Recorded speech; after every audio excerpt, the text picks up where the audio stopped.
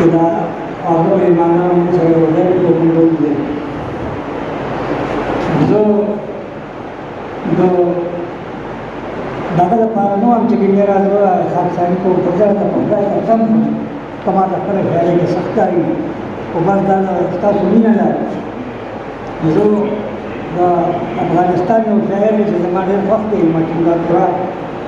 او یو سموري ویل و هغه باندې بیا ما غزل جوړ کړل هغه تاسو ته وړاندې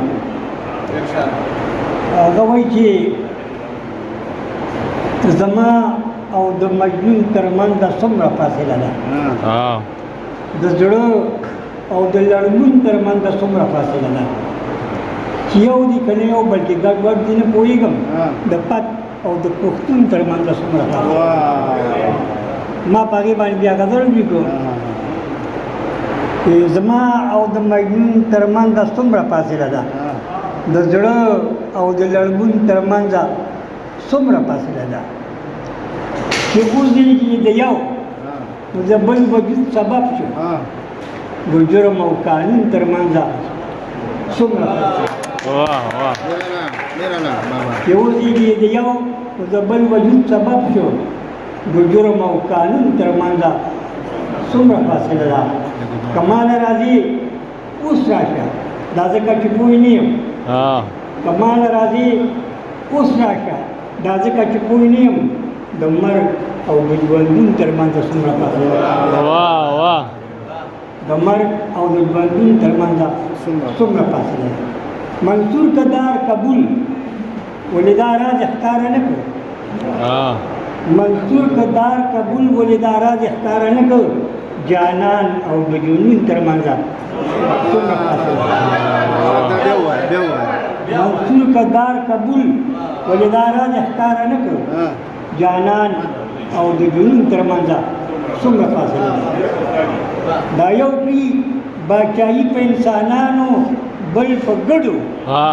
پردي باچا او شپون ترمنځ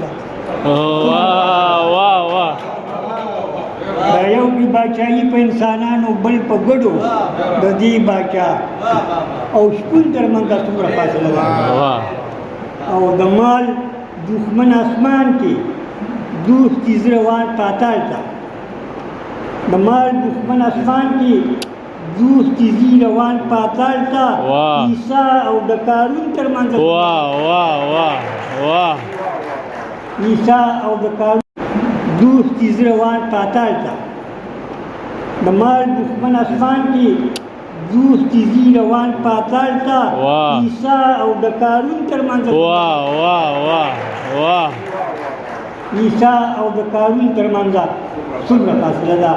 او چې عقل چې تمام هلته نه عشق شروع کېږي چې عقل چې تمام هلته نه عشق شروع کېږي نو رحمان او افلاطون ترمنځ څومره فاصله ده رحمان او افلاطون ترمنځ څومره فاصله ده او تسپین د اوښکو غم کړي مینانو لږې پوه کوي تسپین د اوښکو غم کړي مینانو لږې پوه کوي د اوښکو او زرغون ترمنځ څومره فاصله بل کلامونه دا دانش صاحب ناست دی زه به یو نظم ووایم ازاد د کور په غولي کې ناست مرغو ته ګورم چې په ونه کې دي په ځمکه هم څو خارونه یې ګرځي د بام په سر یو څو کنترې ناست دی پاس په هوا کې څه کارغان تیر شي ورته مې فکر واخلي نه خارونه یې ته چشمې اچولې کنتره هم په ټاپوونو ګرځي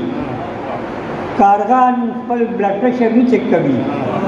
په کې وال د چا زړه خراب دی د وټامینو چارټ نه پیژني د هسپتال د لږ ځنې دي خبر دا د انسان ځان سره څه کوي